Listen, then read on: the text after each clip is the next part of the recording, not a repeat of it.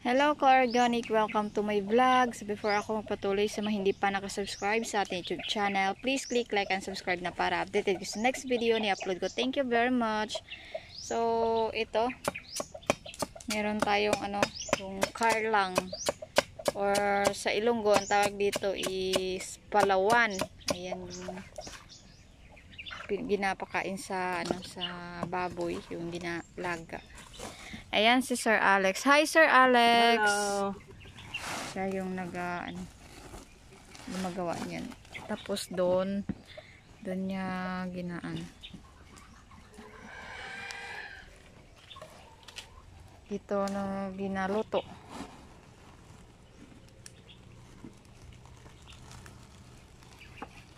Ayan.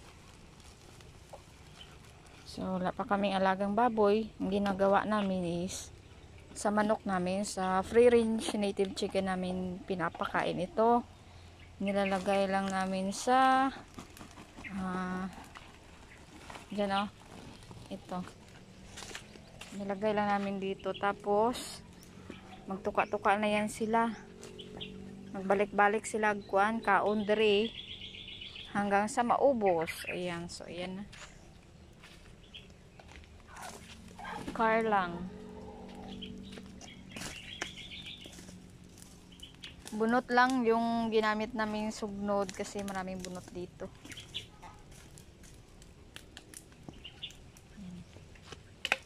So, yun lang muna for today's video. Thank you for watching and see you to my next vlog. Go organic! Tipid masyado sa pagkain ito sa manok. Pag ito yung gamitin natin.